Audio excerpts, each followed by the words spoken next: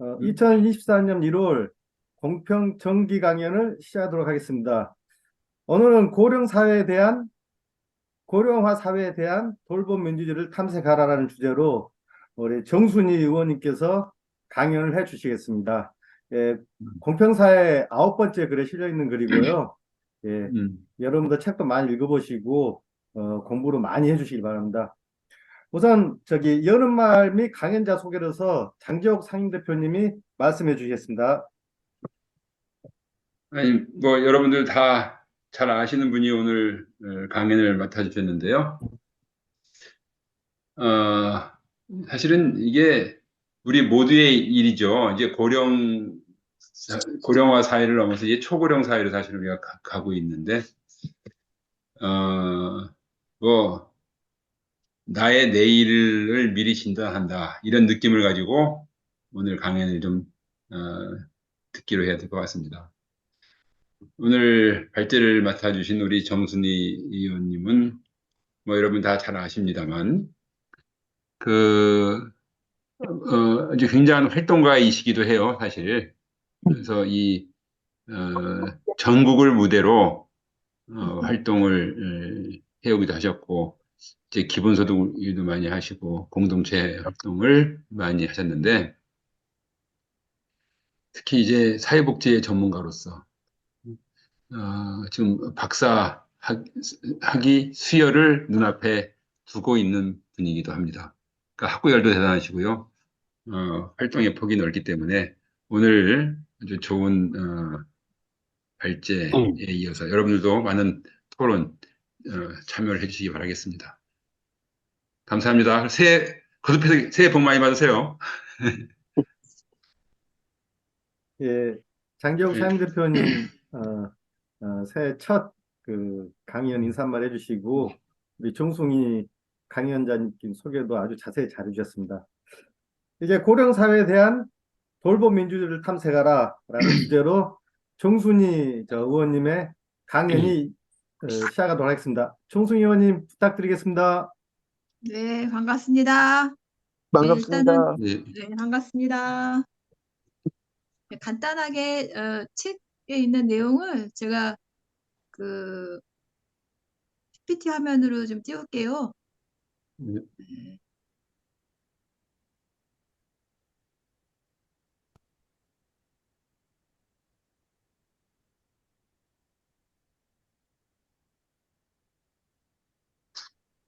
네, 화면 보이시죠? 예, 네. 네, 고령화 사회 대안으로 돌봄 민주주의를 탐색하는, 사실은 뭐 이론적으로 깊이는 있지만 제가 이제 몇 권의 책과 이제 논문을 좀 보면서 실제 제 연구 주제이기도 합니다. 그래서 한번 같이 고민을 나누는 시간이 됐으면 좋겠습니다. 통계청에서 바로 2025년 초고령화 사회를 이야기합니다. 사실은 이제 우리나라의 어떤 가족 제도가 많이 바뀌었죠. 핵가족 제도에서 핵가족에서 1인 가구로. 그리고 사실은 75세 이상의 고령 인구가 이제 돌봄 위기에 있다. 그리고 이제 가족 제도가 변하면서 1인 가구, 비혼. 그리고 가장 여기에 문제는 여성의 사회적 진출이라는 거죠.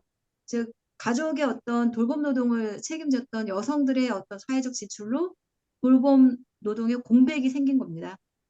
고령사회에 가장 먼저 진입한 프랑스가 고령사회 진입까지 115년 걸렸는데 우리나라는 18년 만에 도달했다고 합니다. 이번 심포지움에서는 의존과 관계의 돌봄 사회로서 고령화 시대를 어떻게 헤쳐나갈 것인지, 돌봄 노동에 대한 새로운 가치인식, 그리고 돌봄 사회, 돌봄 민주주의를 탐색하는 기회를 만들었으면 좋겠습니다. 우리가 AI 시대라고 얘기하지만 실질적인 고령화 사회를 떠받치는 것은 돌봄 노동자입니다. 인간의 지식 노동부터 단순 노동을 대체하는 4차 산업혁명, AI 챗 GPT가 횡행하고 있다고 하지만 실제 국가와 사회의 가족 공동체는 상당 부분 인간의 대면 노동, 돌봄 노동에 의존하고 있습니다. 그러나 돌봄 노동은 사실은 젠더 차별화된 대표적인 여성 업종입니다. 돌봄 노동의 가장 중요한 대면 노동, 직접적인 관계와 접촉, 윤리적, 물리적 노동, 감정 노동에 대한 이런 어떤 사회적 저평가는 돌봄을 필요로 하는 이 욕구에 민감하게 대처하지 못하는 능력에 대한 인정을 하지 않겠다라는 거죠. 그리고 사실은 이런 저평가 직업의 대표적인 돌봄 노동자가 요양보호사입니다. 막다른 직업으로 얘기되고 있고, 사실은 요양보호사가 현재 60대가 40.4%, 70대가 8.4%입니다. 즉 노노케어라고 얘기합니다. 어르신이 어르신을 돌보는 거죠. 자, 그럼에도 불구하고 이런 상당히 많은 업종의 요양보호사가 첫 해 일하는 사람이나 10년 일하는 사람이랑 똑같이 최저 시급을 받고 있습니다. 저숙련, 저임금, 재료계약, 호출 노동으로 돌봄 노동의 가치가 인정되지 못하고 있죠. 그럼에도 불구하고 간병인, 가사 인력 노동자, 요양가족, 상담에서 간호사 역할까지 다양한 노동력과 기술을 요구받고 있습니다. 이제 실제 이 2022년 AI 챗GPT가 엄청나게 이야기를 했음에도 불구하고 노인 돌봄 시장에서는 노인 요양 시장의 99%가 민간이 제공하고 있습니다. 정부가 제공하는 국공립 요양 서비스는 1%라고 얘기합니다. 사실은 이제 시장화 기제를 통해서 높은 서비스의 질을 높이겠다고 했지만 그런 어떤 처음의 기대와는 달리 민간 기관의 과도한 시장 진입과 과잉 경쟁으로 경영난을 초래하고 이러한 민간 기관들의 경영 불안은 요양 서비스 질 저하, 요양보호사의 불안정 노동으로 전가되고 있습니다. 이것이 바로 요양 서비스 시장의 실패로 나타나고 있다고 하죠. 그래서 돌봄 생태계를 조정하고 관리해야 될 정부는 공공성이 약화되고 돌봄 서비스도 돌봄 노동권도 갈수록 열악해지는 돌봄 생태계 악순환이 반복되고 있습니다. 또 최근에는 윤석열 정부는 이민청 설립을 제안하고 있습니다. 돌봄 인력을 구할 수 없다. 그래서 외국에서 수입하자고 하는 거죠. 이런 돌봄 노동의 세계화 한번 고민해 봐야 될 것 같습니다. 사실은 코로나 시대 때 국경과 지역이 봉쇄됐습니다.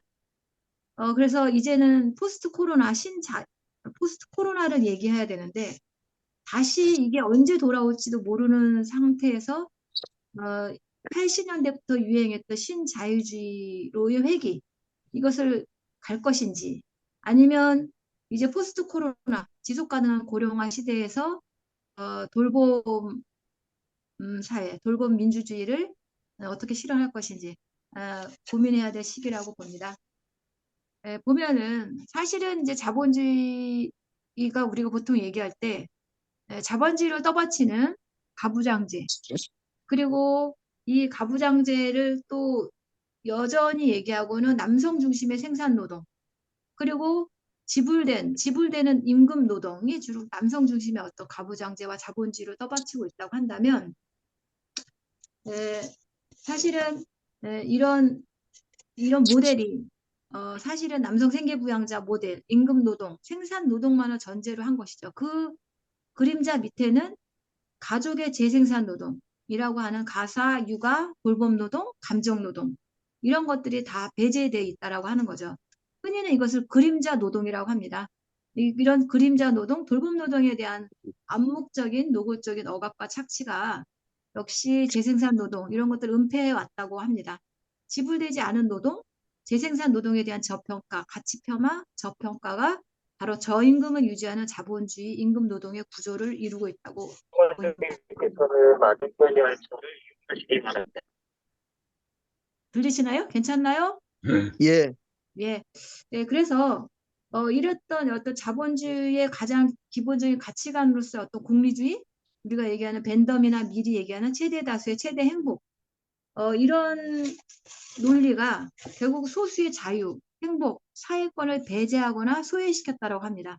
여기에 대해서 존 롤즈는 헌법적 가치로서 인간의 신체 자유, 언론의 자유, 재산의 자유, 기본권 자유를 제1의 원칙으로 하고 그 다음에 소외되는 소수자, 사회적 빈곤층에 대해서 제2의 원칙으로 차등의 원칙을 두면서 최소 수혜자에 대한 이익 극대화를 얘기합니다. 그나마 이제 자본주의의 가장 기본이라고 하는 자유주의, 공리주의에 보다는 한 발 앞섰다고 합니다. 그래서 어쨌든 이 존 롤즈의 정의로는 그래도 사회복지의 어떤 기반들을 만들어내지 않았느냐, 이렇게 얘기하고 있지만 사실은 여기에서 정의의 원칙에서 사실은 취약한 자에 대한 배제 그리고 차등의 원칙이 한계로 적용되고 있다라고 하면서 사실은 새롭게 지속 가능한 공동체를 위한 돌봄 가치관을 제기하는 여성주의자들이 있습니다. 그것이 바로 키테이가 얘기하는 정의의 3원칙 이런 부분들이 있고요. 보면 우리가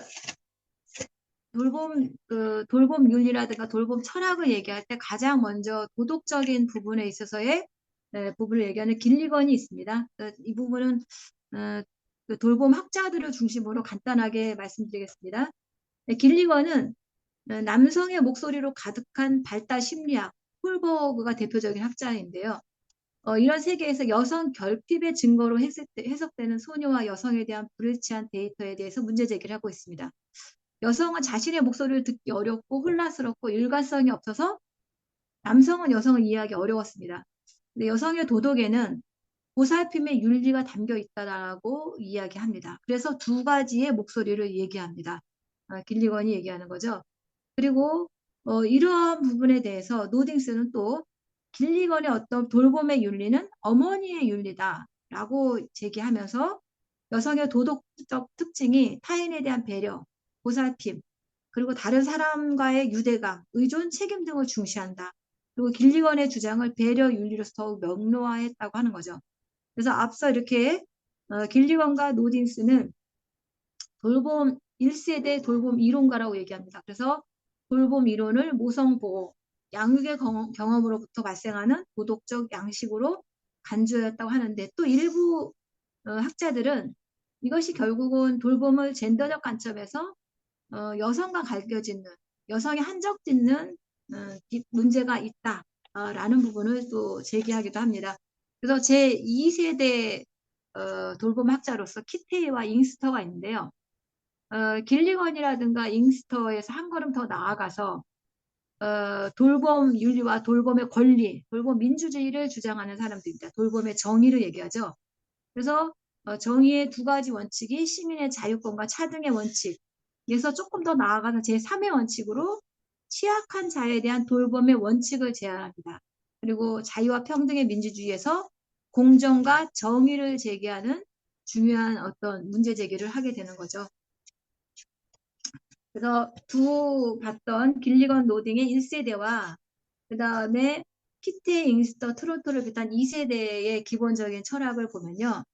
길리건과 노딩의 도덕이론은 권력의 불평등을 고려하지 않고 강한 사람은 권력을 축적하고 현대사회는 불평등한 방식으로 분별되며 여성의 국가의 정치, 경제, 사회, 문화의 조직과 기관의 권력에 사실상 배제된다.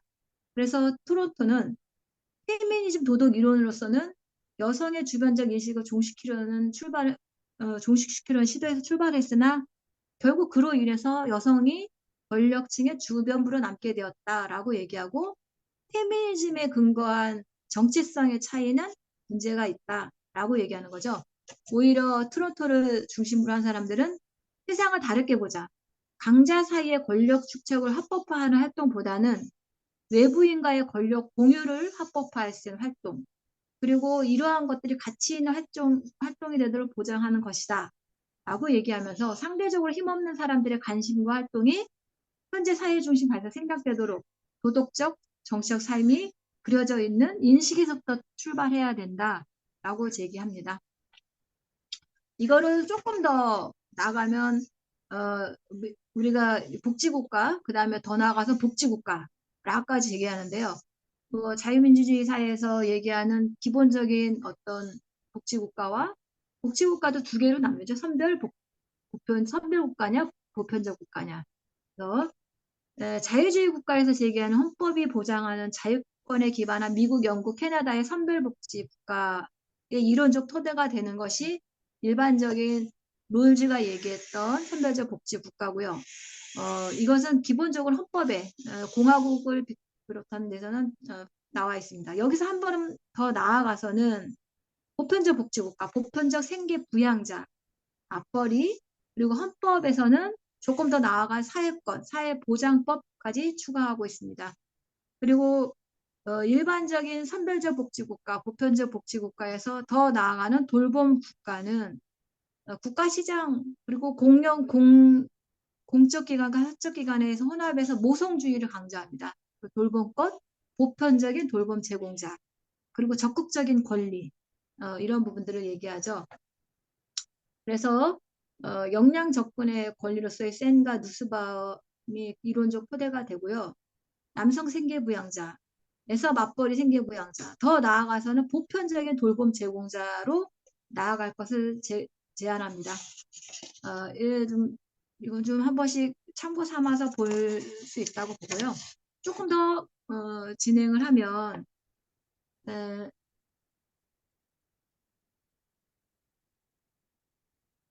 예,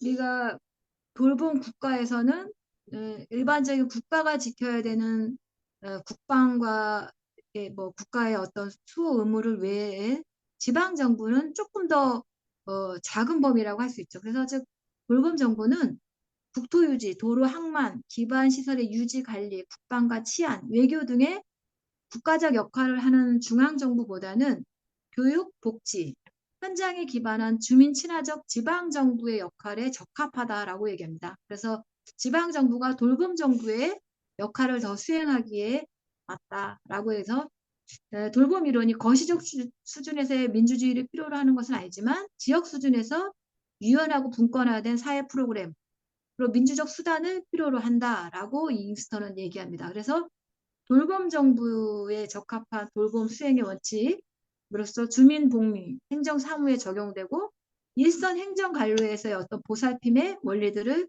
제기합니다. 그래서 돌봄 노동자의 기본적인 권리가 보장되고 사회적 필수제로서의 좋은 돌봄을 실현하기 위한 공정한 근로계약을 체결하고 보호받을 수 있는 지방정부 차원에서의 관리 감독 그리고 중앙정부는 고용 불안정성을 근본적으로 해결할 수 있도록 사회 서비스 제도 구조를 개선하는 공공의 역할을 강화할 필요가 있다고 봅니다. 기본적인 제반 여건이 마련되어야지 노동자의 안건이나 안전이나 건강권을 제약하고 있는 구조도 개선이 가능하다고 봅니다. 여기 돌봄 정부에서의 어떤 원칙과 방법은 뭐 이렇게 우리가 얘기하는 가장 요양보호사들이라든가 아니면 병원, 일반 교육 현장, 그리고 우리가 봉사활동 이런 부분에서 하나하나 무엇이 필요한지, 무엇을 원하는지 그 사람에 맞게끔 이런 부분들을 수행할 수 있다고 봅니다. 그래서 링스턴은 돌봄 민주주의를 실천하는 돌봄 정부에서는 다음과 같은 돌봄 실천이 이루어져야 된다고 봅니다. 제가 당신을 돕기 위해서 무엇을 하면 좋을까요? 그러기 위한 공감, 경청, 포용, 돌봄 노동을 제공하는 사람들의 자세죠. 그리고 당신의 필요를 더 잘 충족시키기 위해서 무엇을 도와드리면 좋을까요? 그리고 돌봄은 배려, 응답, 존중의 방식으로 실천해야 한다고 합니다. 그리고 이러한 실천은 민주적 돌봄, 함께 돌봄, 정치적 참여, 그리고 참여의 대표성, 이것이 바로 돌봄 노동 제공자에게 주어져야 되고요. 그리고 사실은 돌봄을 받는 수혜자로서는 내가 의존하는 관계지만 평등한 구성원으로서의 존엄성이 좀 필요하고요. 그리고 그런 응답에 있어서 보건, 의료, 복지의 보편적 서비스를 적절하게 받을 수 있는 권리, 그리고 이 돌봄에 있어서의 참여 또한 되게 중요하다고 봅니다. 그래서 이런 부분들을 고령화 사회에서의 돌봄 민주주의는 우리 같이 고민해야 될 부분인데 현 정부 들어와서의 민생과 돌봄이 뒷전으로 돌고 있습니다. 여전히 정치가 효능감을 잃고 냉전시대 이데올로기를 꺼내드는 태행의 태행을 거듭하고 있습니다. 이럴 때 인류는 끊임없이 진화하고 돌봄을 실천할 정치가 후퇴하고 있는 것에서 안타까움을 느끼고요. 민주주의에 대한 새로운 패러다임, 우리가 수기민주주의라고 얘기하고 가정민주주의라고 얘기하는데 저는 이제 고령화 시대에서는 돌봄 민주주의가 더 고려되어야 되지 않을까라고 생각합니다. 기존의 도덕 윤리와 철학, 민주주의와 복지 패러다임의 질적 뛰어넘는 가치와 사고, 민주주의 지평을 넓힐 수 있는 대한사회, 새로운 복지에 대한 고민들을 고민하고 실천해야 될 때가 아닌가 싶습니다. 그래서 본 글은 존 롤즈의 정의론과 여러 돌봄학자의 정의론을 같이 비교했고요. 생산적 복지국가, 자유주의적 민주주의, 돌봄 복지국가, 돌봄 민주주의에 대한 소개를 했습니다. 우리 시대에서 정의는 어떠해야 되는가를 실론적 차원에서 접근했고요. AI, 챗 GPT를 얘기하지만 여전히 사람의 손길을 필요하는 고령화 시대에서 대안적 돌봄, 철학, 그리고 제도와 실천은 어떻게 해야 되는지를 같이 함께 봤으면 좋겠습니다. 인류의 진화의 새로운 지평, 새로운 성장의 기회로서 돌봄 의료를 함께 들여다봤으면 좋겠습니다. 이상으로 간단하게 강의는 이 정도로 정리를 하고요. 다른 분들이 같이 나눌 수 있는 이야기라든가 이런 부분들은 같이 이야기를 나누면서 조금 더 진행했으면 좋겠습니다. 책도 내용도 있고 하니까요. 네, 이상으로 발표는 마치겠습니다. 예, 정순희 의원님 강연 감사드립니다. 예, 어, 핵가족화 된 사회에서 돌봄 민주주의의 필요성, 그리고 특히 많이 들어오는 분이 돌봄 노동자들의 예, 권리와 현실적 노노케어 등 그 문제점들을 지적해 주셨고요. 또 그리고 과거 돌봄 노동의 1세대부터 2세대, 현재 진행 중인 돌봄 노동의 발전 상황을 또 알려드렸습니다. 예, 예, 저도 돌봄 노동에서 최근에 몇 년 동안 굉장히 뼈아프게 다가왔고, 간병 파산이라고 하잖아요. 예, 현실적으로 저도 그 경험보다는, 야, 이게 가능하구나. 현실적으로 지금 서울에서 간병인 1인 하루 이용료가 17만 원이라고 알고 있거든요.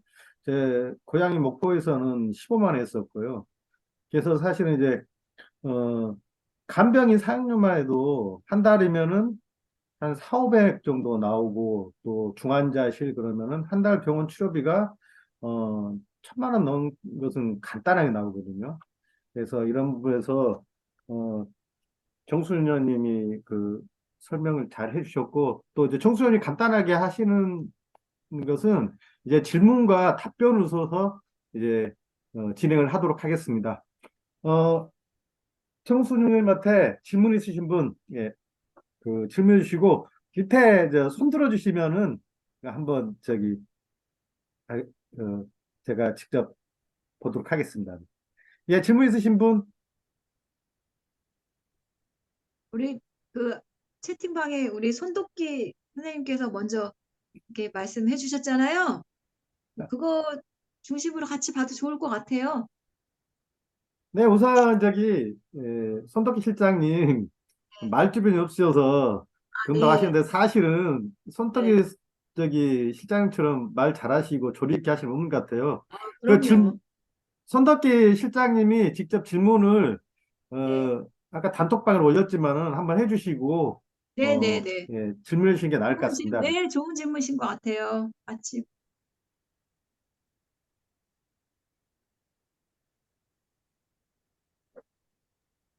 예, 손득기입니다. 들립니까?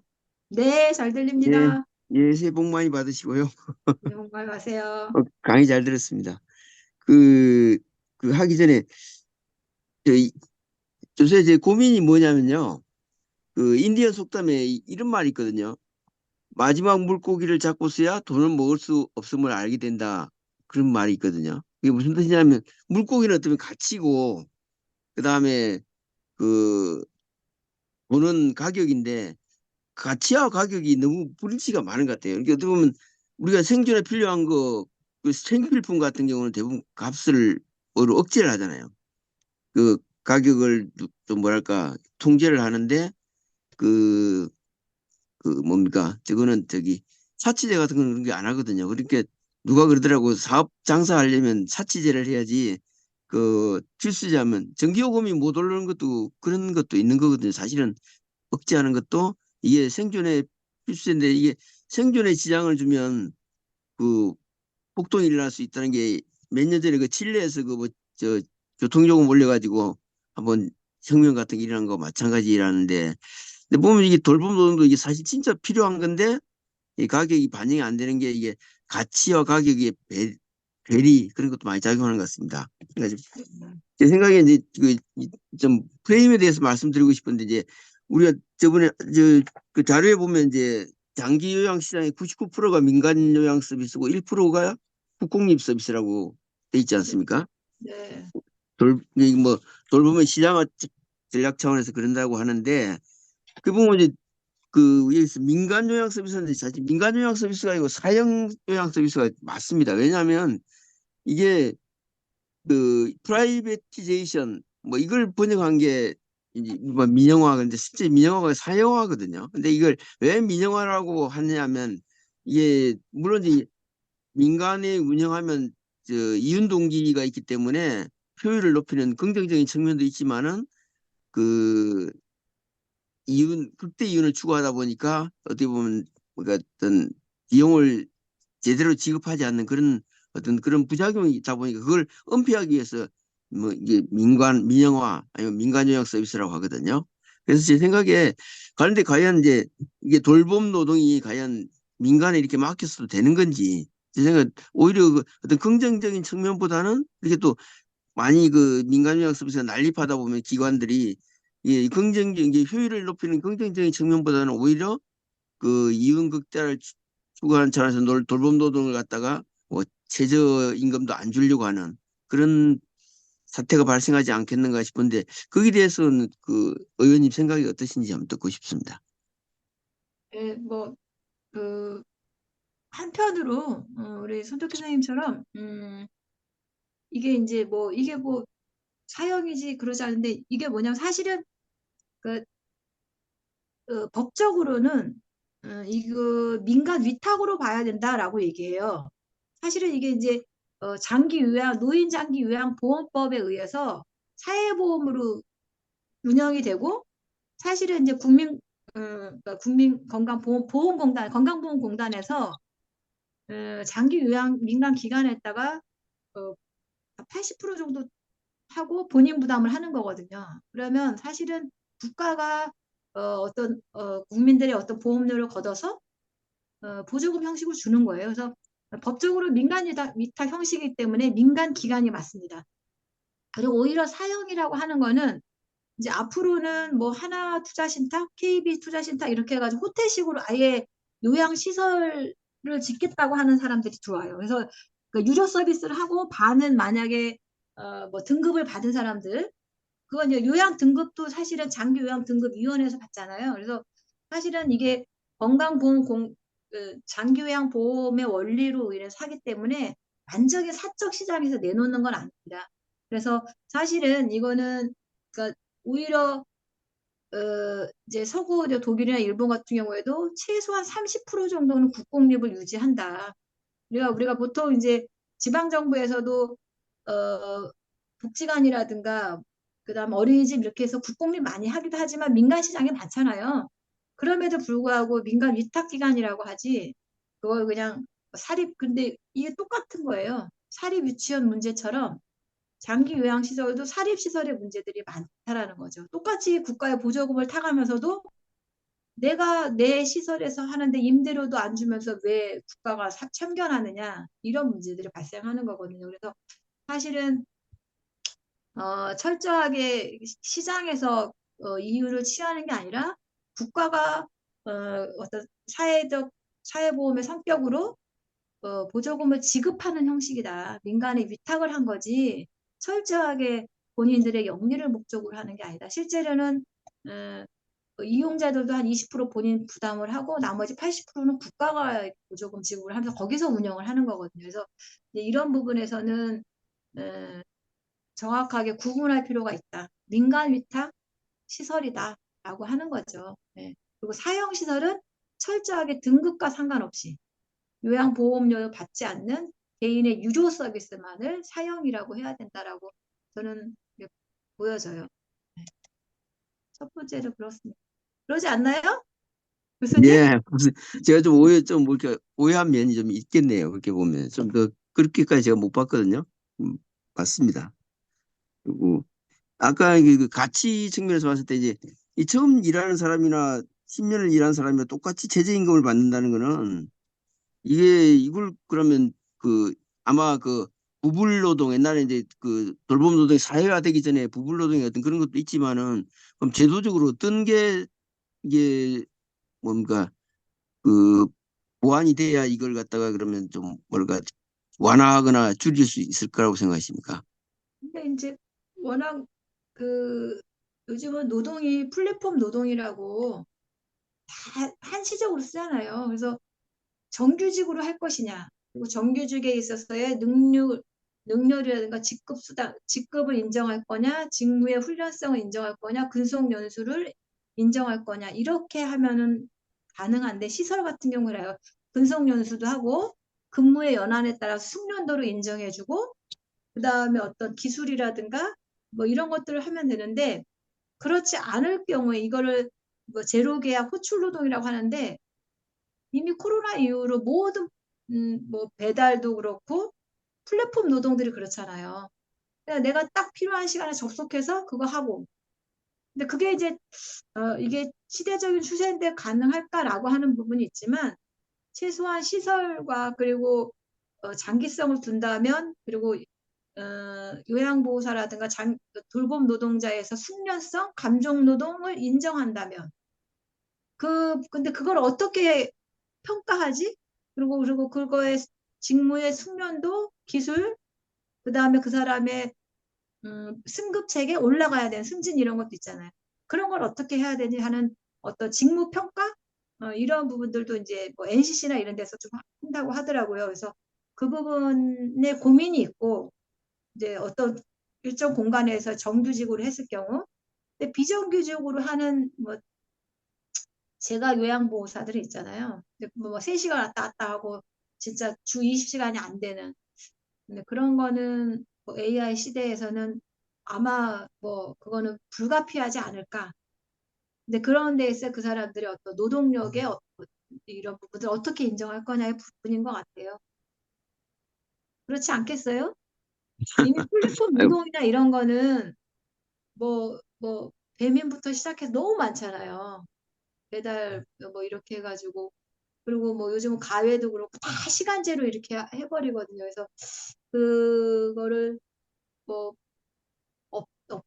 없앨 수는 없겠다 이런 생각은 들어요. 근데 이제 그 사람들의 어떤 직업의 안정성, 그 다음에 지속 가능성, 그 다음에 숙련도, 기술, 그 노동의 평가는 어떻게 할 것이냐 이 부분은 좀 달리 봐야 된다. 그거는 배달하고 또 틀린 문제잖아요. 플랫폼 노동에 있어서. 그래서 그런 부분들을 좀 고민해야 할 지점인 것 같아요. 예, 세 번째 질문은요. 그 외국에서 이제 그 우리 가사 인력과 돌봄 노동 인력을 수입을 추진하고 있지 않습니까? 근데 지금 좀 필리핀 그쪽은 좀 잘 안 되고 있는 것 같은데요. 그거는 결국은 어 최저임금도 뭐 허물어뜨리겠다는 뭐 아니면 뭐 그 저임금을 고착화시키겠다는 그런 의도인 것 같은데 그게 저는 좀 마음에 안 드는 게 저는 그 물론 그 한동훈 그 비대위원장이 그 뭐 동료 시민 관점이라는 걸 갖다가 그 동료시민.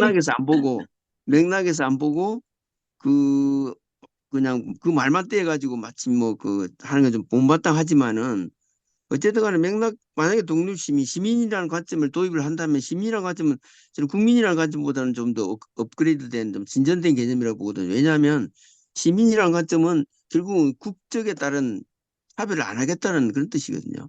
그런 측면에서 좋은 건데 과연 이게 이민청 문제도 그렇고 이게 주로 뭐 3D 업종 이쪽으로만 인력을 수입하겠다는 그런 좀 뭐랄까 그러려면 잘못하면 투 피플 두 개의 국민으로 될 수도 있는 문제도 있고 하는데 그런 측면에서 봤을 때는 좀 이게 좀 뭐랄까 좀 문제가 있지 않는가 이렇게 생각이 맞아요. 드는데 한번 어떻게 생각하시는지.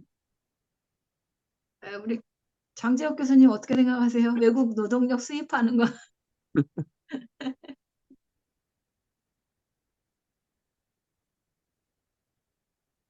지난번 우리 다문화 그 예. 관련해서도 예, 음, 그러니까요. 우선 환대를 해야 되겠죠. 외국 인력이 이제 국내에 들어와서 활동할 수 있다라는 점에서는.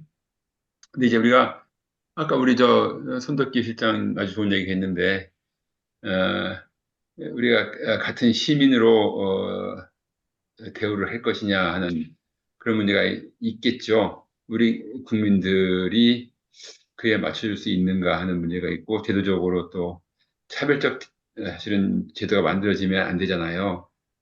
그러니까 예컨대 이제 그분들 그 다문화 이제 우리가 이번에 250만을 찍은 것 같아요. 예, 지금 국내에 있는 이거 이제 250만인데 이게 이미 코로나 이전에 250만을 채웠었는데 이제 코로나 때 잠시 줄었다가 이제 다시 또 올라가고 있는 추세인데 뭐 올해는 300만을 넘길 것이다라는 전망도 있는 것 같고 그럼 이제 인구의 5%가 넘으면 다문화 사회 이렇게 얘기를 하는 거니까 우리가 이제 다문화 사회로 진입을 했다. 이것을 인정을 해야 될 것 같고 그러면 외국인과 내국인 사이에 제도적 차별은 없는지 하는 게 난 바로 또 의문이 들더라고요. 예컨대 의료보험 체계라든가 요양보호 체계라든가 이런 것들이 제대로 되고 있는가. 제가 이제 독일에서 잠시 거주해 본 경험으로는 어, 독일에서는 철저히 이제 그런 차별적 대우를 배격을 하니까요. 그리고 이제 의료 시스템이 워낙에 좋아서 각종 재활 시스템에 다 이제 의료보험이 적용이 되고 하니까 심지어는 온천에서 요양을 하는 거, 힐링 하는 것들이 다 이제 보험으로 처리가 될 수 있으니까 참 좋죠. 그런데 이제 그런 거에 외국인들이 차별적 대우를 느껴서 안 되는 거란 말이죠. 이제 그런 관리 잘할 수 있겠느냐 하는 것이 이제 걱정인데, 난 첫 번째, 지금 현재 우리나라의 상황으로는 그 지금 외국에서 수입한 인력이 거주할 수 있는 주거 공간이 차별적 대우의 첫 번째가 될 것이다. 이런, 거 아니에요? 그래서 이제 맞습니다. 아직 참 어렵다. 이런 생각이 드는 거죠. 그러니까 구호만이 아니고, 동료 시민이라는 구호만이 아니고, 실질적으로 시민으로 대우할 수 있는 그런 시스템을 갖추는 것이 필요하지 않겠는가. 이런 생각이 드는 겁니다. 많이 그, 그, 길어졌네요. 죄송합니다. 맞습니다. 그 10년 전에 나왔던 그 책인데 세계화의 화인들이라고 나와요. 예, 필리핀 이제 필리핀계 미국인이 이제 쓴 책인데 필리핀 여성들은 세계화의 하인들이라고 얘기해요. 음, 필리핀권이 영어를 하니까 유럽부터 미국 안 음, 가는 데가 없어요. 전 음, 세계로 다 가사 맞아요. 노동자로 가요. 그래서 이제 홍콩에 보면은 홍콩의 그 지하상가 밑에 쫙 그 여자들이 주말만 되면 나와가지고 음, 막 차 마시고 맛있는 거 해먹고 막 그러거든요. 음, 예. 그러니까 전 세계로 뻗쳐 있으면서 거기서 이제 가사 파출부로 이제 일을 하는 거예요. 음, 그리고 주말에는 가족끼리 모여야 그 본국의 가족들이 모여야 되니까 이 여자들 갈 데가 없어요. 그러니까 장지혁 교수님 말씀하신 거죠. 가사 인력으로 가는데 평일에는 파출부처럼 일을 하지만 그 집안의 가족들이 모이는 주말에는 이 여자들이 머물 곳이 없어요. 그러니까 음, 이제 밖으로 나와가지고 길거리에서 그냥 이렇게 뭐, 뭐 깔고서 앉아가지고 그냥 먹고 길거리에서 있다가 이제 들어가는 거. 그리고 실제로 싱가포르도 막 그런 경우 많고 그래서 결국은 이제 돌봄 노동이라고 하는 돌봄 노동이 결국 재생산 노동, 가사, 육아, 그 다음에 노인 부양 이런 문제거든요. 이제 고령화 사회에서는 아주 철저하게 저출산 고령화 사회에서 누가 아이를 키울 건지, 아이를 돌볼 건지, 노인을 돌볼 건지, 그다음 집안일은 누가 할 건지.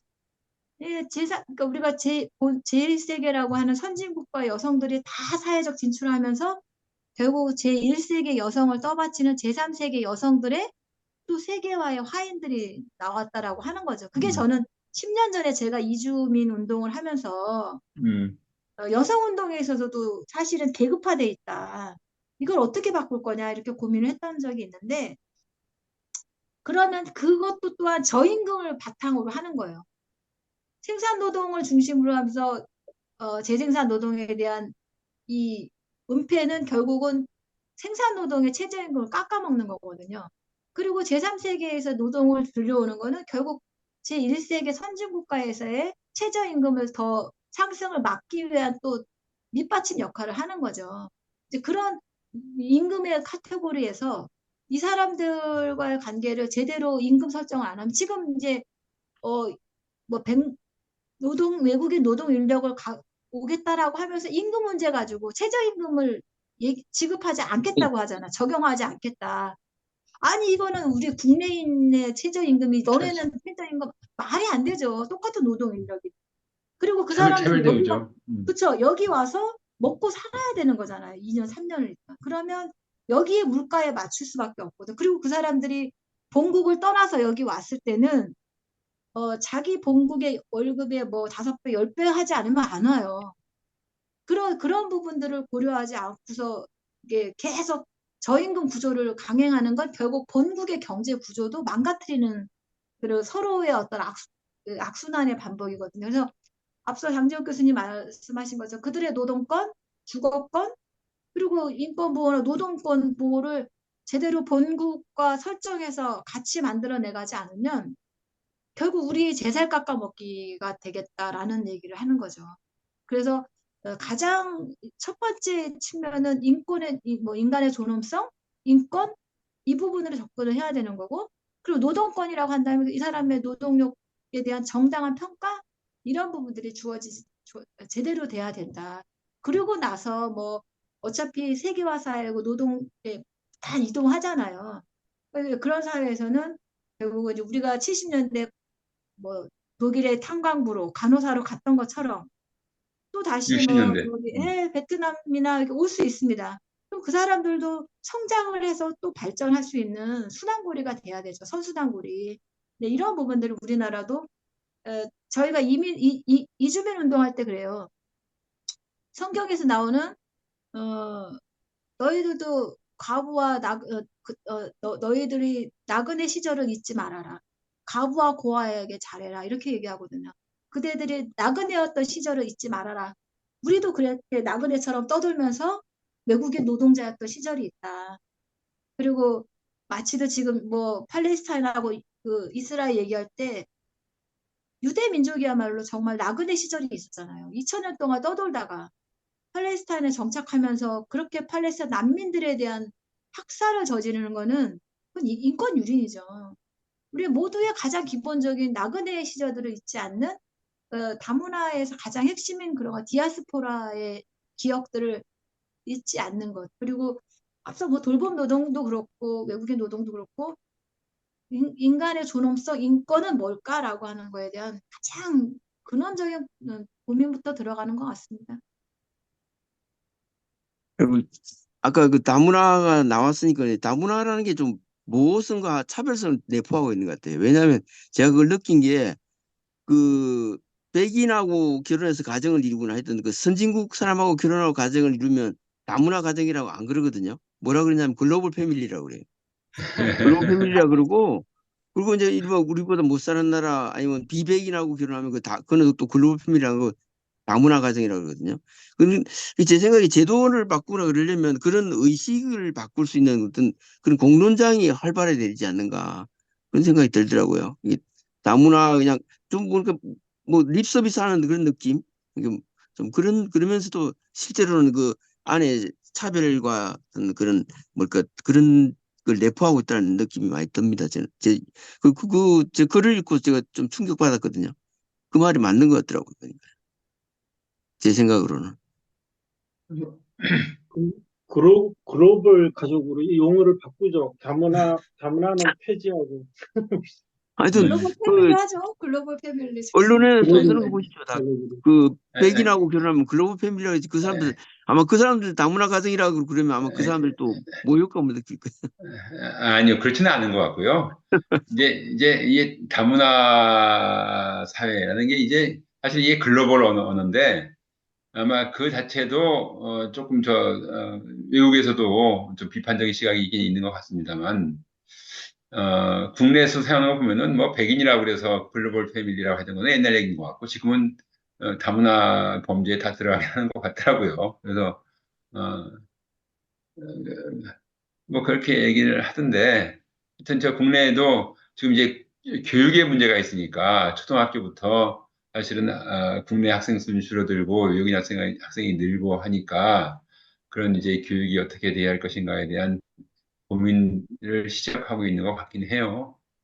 당연히 해야 되고, 네. 그러니까 예, 처우 따라야 되고. 사실 우리가 이제 독일 간호사들 얘기를 많이 하는데, 사실 독일은 독일도 왜 차별이 없겠어요? 있겠죠. 예. 근데 독일은 철저히 그 반성으로부터 출발을 했기 때문에 사실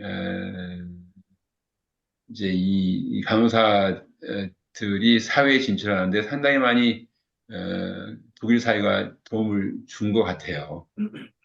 내가 유학하는 동안에 경험했던 것도 간호사로 왔던 사람이 거기에서 이제 의과대학에 진학을 해서 나이가 많이 들어서 30대 후반이 되어서 의과대학에 진학하는 의과대 학생으로 이렇게 하는 그런 것들이 사실은 독일이 갖고 있는 전 장점인 것 같습니다.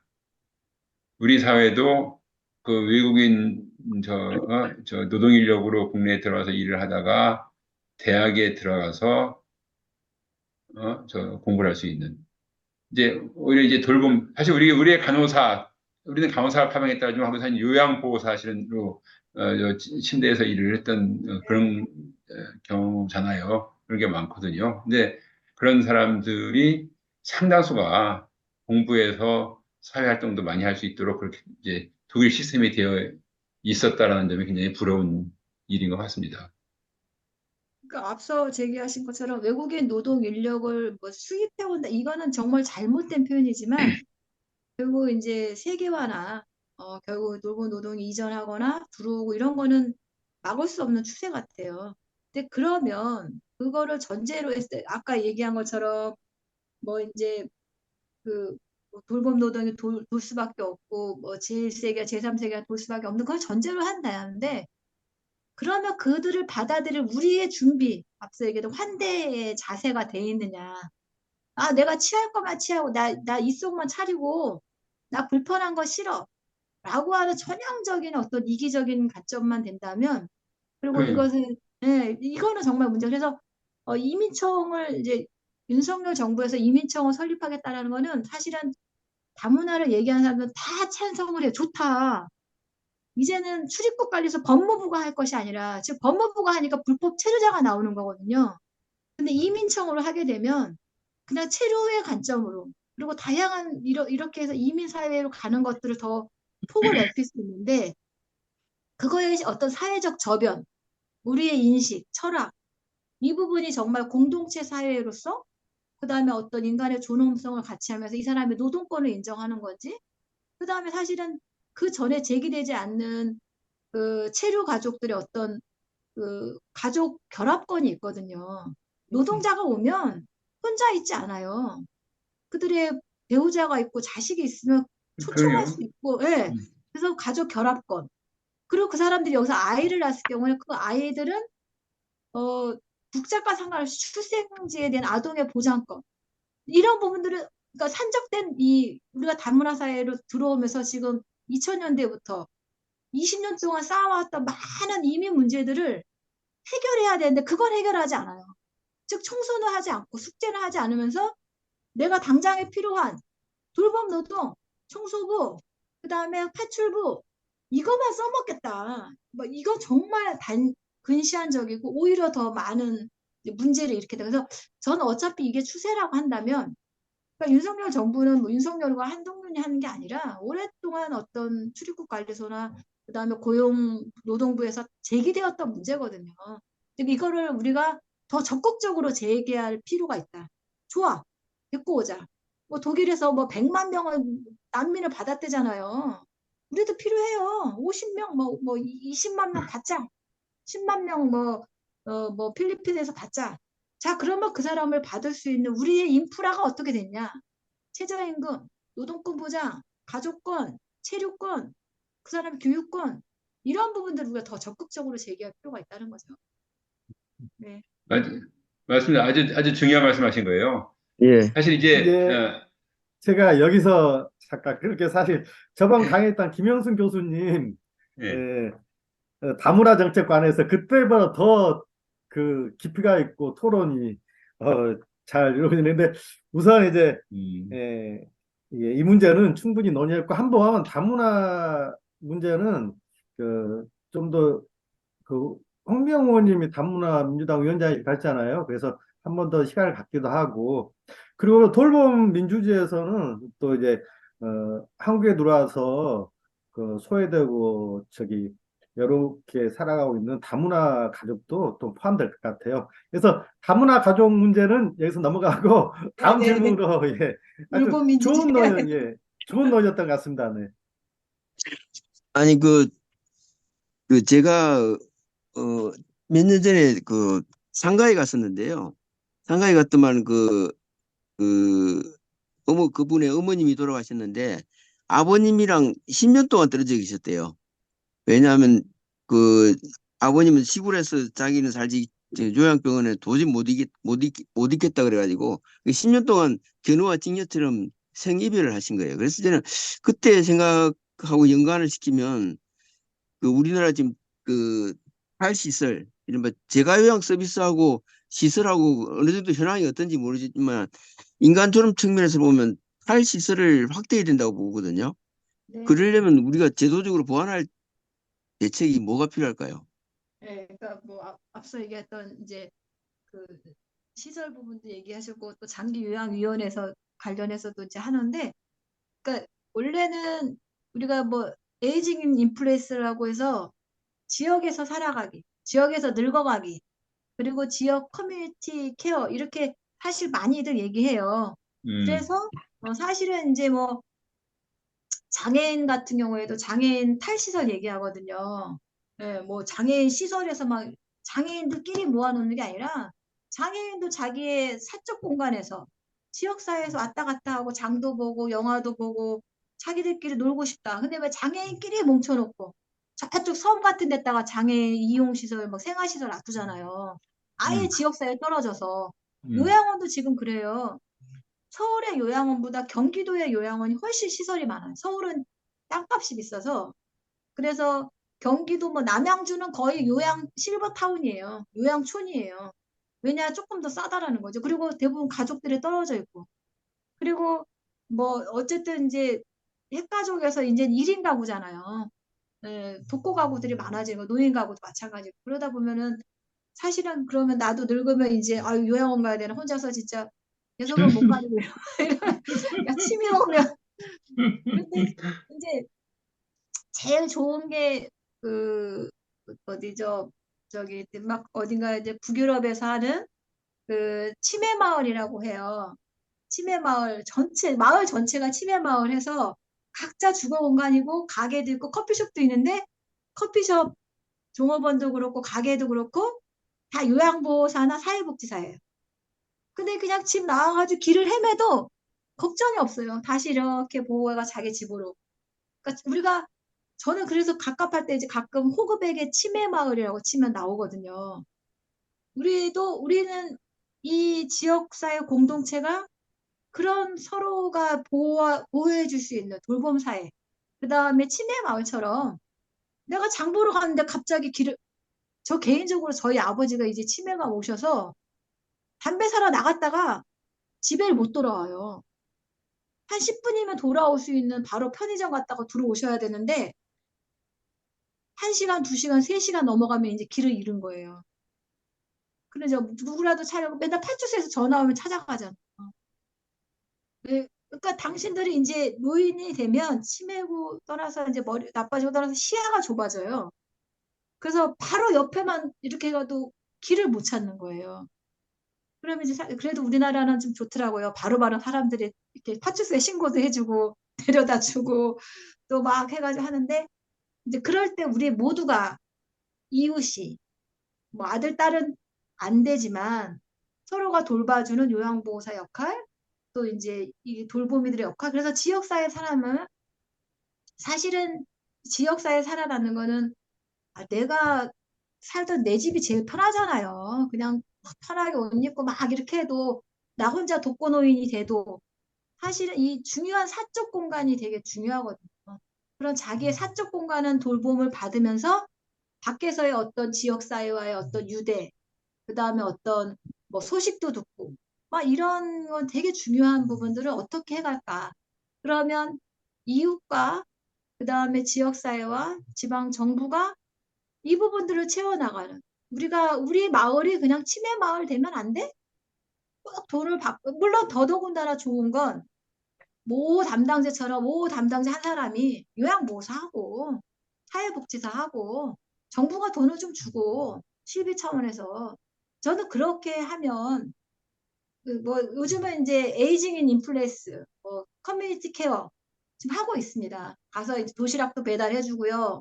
그다음에 말버 서비스도 해주고요. 일주일 매일같이 전화해서 별일 없는지 요즘은 이제 센서 같은 거 달려가지고 독거노인인데 화장실 센서를 열어요. 거기 칩을 해요. 그래서 화장실을 하루 이틀까지 했는데 한 일주일째 화장실 출입이 없다. 이 양반 문제가 있다. 그 스마트워치 같은 것도 그렇고요. 스마트워치도 해서 신호를 받아요. 그래, 그게 AI와의 접점이죠. AI 첨단 기술과 해서 독거노인인데 이제 하루에 한 번씩 도시락 배달하면 생사 확인은 되잖아요.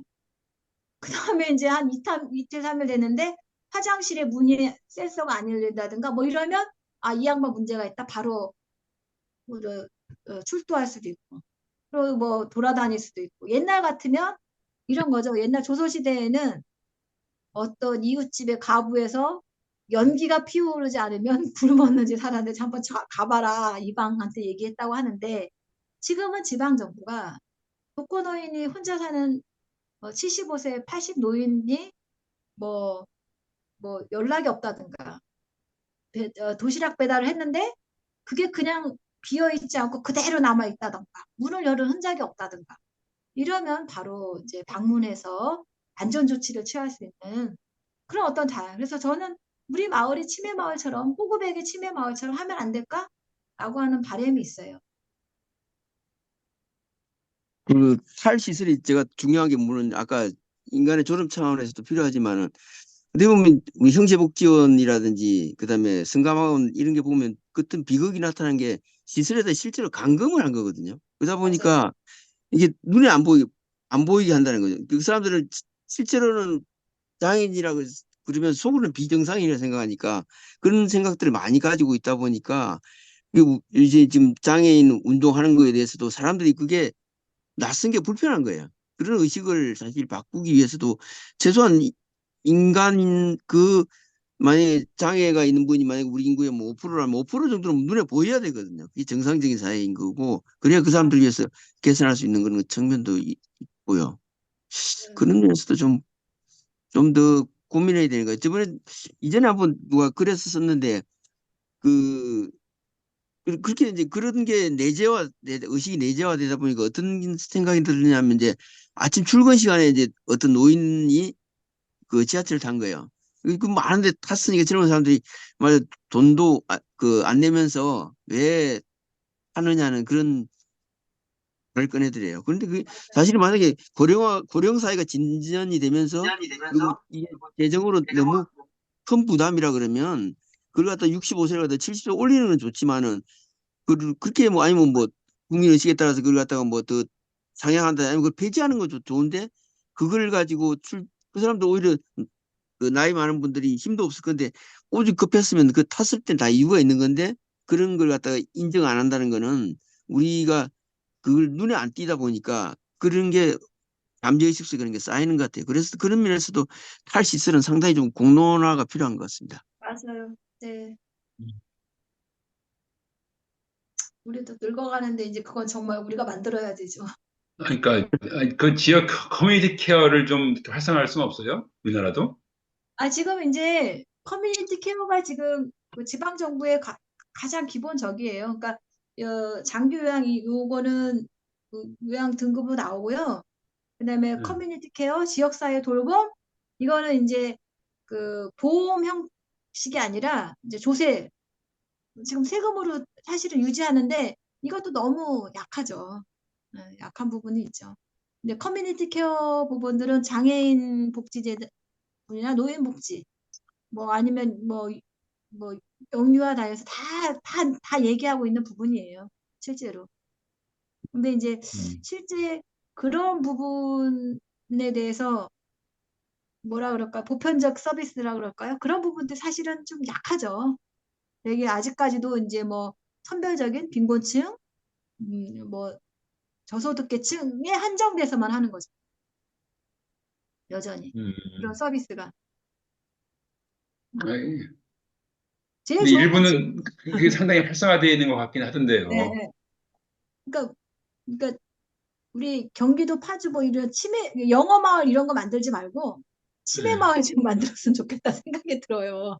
영어 마을 좀 다시 리모델링 해가지고 경기도 파주에서 저 파주 시장이 그거 하면 대박 날 것 같은데.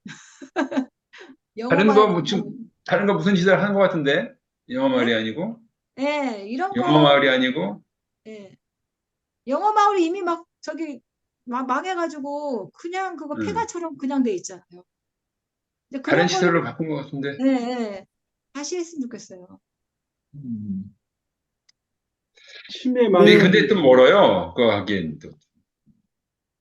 근데 치매 마을을 하게 되면 치매 있는 분들하고 돌보는 분들만 살게 되는 거예요? 어떻게 그러니까 되는 그리고 거예요? 이제 그 가족 중에서도 와도 되고요. 그러니까 호급액 치매 마을 치면 쫙 나와요. 그게 그리고 들어가는데 돈도 엄청 들어가요.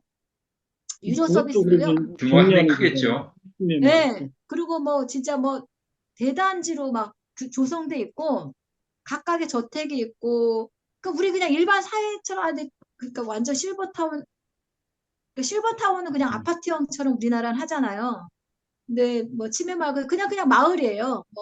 뭐 차도 다니고 음, 본인들 하고 싶은 거 다 하고 밥도 먹고 하고 어디 장도 보러 가고 그리고 슈퍼마켓 이런 데서도 뭐 사도 다 그냥 다 계산이 되고 본인들 거기에서 이제 아들 딸들이 와도 같이 놀고 그다음에 직접 거기에서 입주하는 사람도 있고 그래서 잘 구상한다면 저희 이제 베이비 부머 세대들이 이제 고령화 가잖아요. 바로잖아요. 그리고 앞으로 10년, 20년 후면 그게 된다면 이런 같이 뜻을 모아가지고 그러니까 공동체를 하는 것도 사실은 필요할 것 같아요. 약간 층이 있으면서 이렇게 우리가 그러니까 시설은 뭔가 이렇게 막 통제하고 감독하고 이런 거잖아요.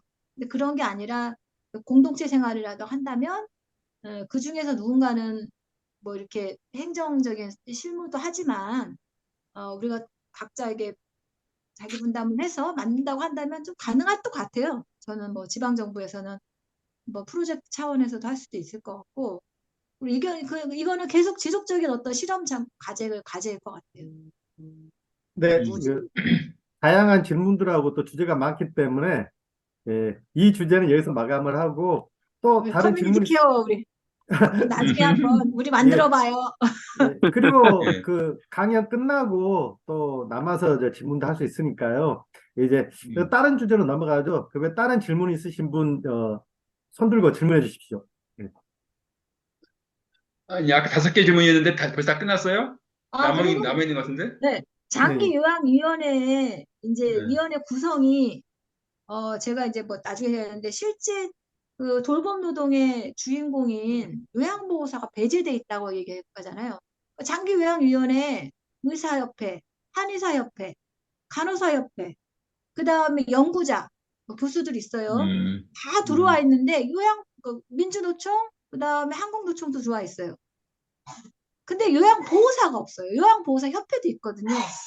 근데 음, 사실은 장기 요양에 있어서의 서비스의 95%가 요양보호사예요. 예, 예. 여기에 뭐 사회복지사, 의사, 물리치료사도 있지만 실질적으로 돌봄 노동을 95%로 책임지는 거는 요양보호사인데 어떻게 한 사람도 들어가 있지 않느냐. 결국은 이제 힘에 놀린 거죠. 그리고 사실 장기 요양 이 보험에서 가장 많은 수가를 차지하는 게 요양병원이에요. 의사협회예요. 요양병원 수가가 제일 많이 가져가요. 그래서 사실 요양위원회에서 그 수가 조정도 하고 그러니까 뭐 보험 어떻게 수가를 어떻게 맞출 거야. 여기서 하거든요. 그럼 가장 로비스트가 그냥 거기에 들어가 있는 건 문제다. 당사자가 당사자의 입장대로 들어와야지. 이렇게 저는 이제 제안하는 거고, 이제 거기서 들어가 있는 이제 연구자 교수들도 이제 계속 그 문제를 제기하거든요. 근데 저는 이제 그런 구조가 여전히 우리 사회에 있어서의 실제 뭐 생산의 주인공, 노동의 주인공이 계속 배제되는 역사가 아니냐라는 생각이 또 드는 거죠. 네, 맞습니다. 네, 그 정도 네, 이제 중요한 얘기인 것 같습니다. 질문인 것 같아요.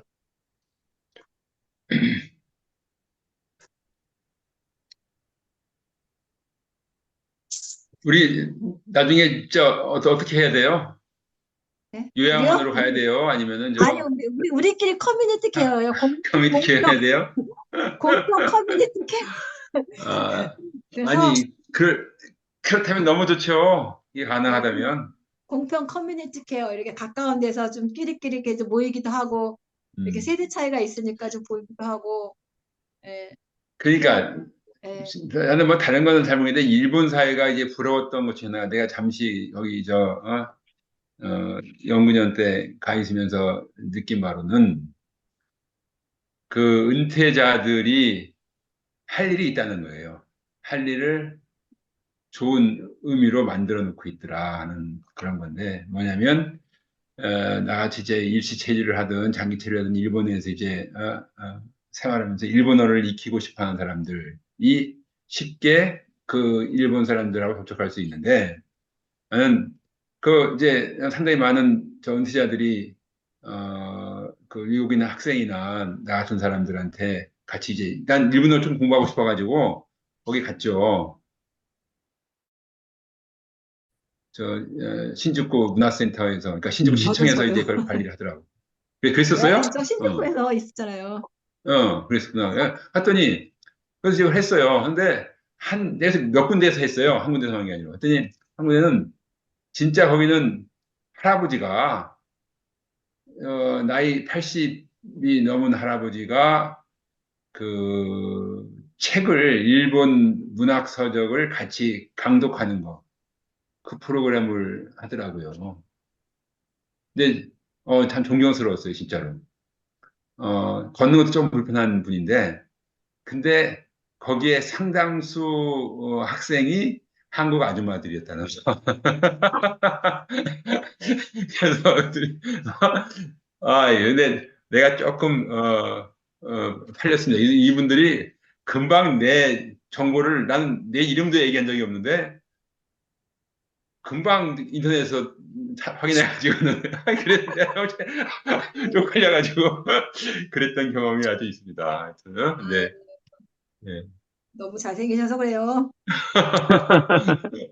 근데 지금 또 갑자기 생각나는데 그러면 지금 안산에 보면은 단문학교가 많잖아요. 거기 외국인 학생이 더 많은데 우리나라 노인들은 노인정에서 술만 먹고 뭐 화투만 치지 말고 그러니까, 학교 가서 학교 학생들 단문 네, 학생들한테 한글 가르쳐 주면 참 좋을 것 같은데 왜 그런 거 네. 안 해요?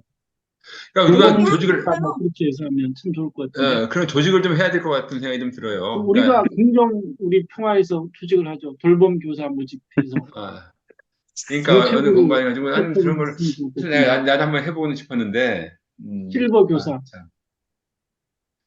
그런 게 아니, 그러니까 많죠. 이제 이제. 그게 보니까 자발적으로 이루어지는 거더라고요. 어떤 데는 학생들이, 어떤 데는 뭐 YMCA에서, 어떤 데는 뭐 어느 교회에서, 어떤 데는 주민센터에서 뭐 이런 것들이 있는데, 하여튼 뭐, 그러니까 시민이 자발적으로 해서 이렇게 독서 모임 같은 걸 만드는 거예요. 그럼 거기 가가지고 이제, 같이 이렇게 하는 건데, 나는 그게 참 좋았습니다. 맞아요. 아마 우리 사회도 이제 제가 2011년도에서 13년도에 한 3년 일본 신주쿠에 있었거든요. 이거 오래 계셨네요. 예, 예, 예. 그래서 이제 저도 도서관에서 일본어 교실에서 일본어 배웠어요. 예, 예, 예. 예, 그런데 이제 거기도 이제 막 레스토랑에서도 막 70 노인들 서빙하고 다 그래요. 우리가 곧 바라보여 사야 되잖아, 일본이. 그러니까. 다가올. 어, 그래도 내일이죠, 바로. 그렇고, 예, 예. 예, 금방이에요. 이 정도로 네, 마치고 국장님. 예, 예. 질문의 다양성을 위해서 음, 지금 질문 안 하신 박상일 단장님, 박나윤 대표님, 엄경 이사장님, 혹시 질문 있으시면은 지금 질문하고 싶어서 못 하신 분도 계실 텐데 질문 있으면 좀 질문해 주십시오. 예.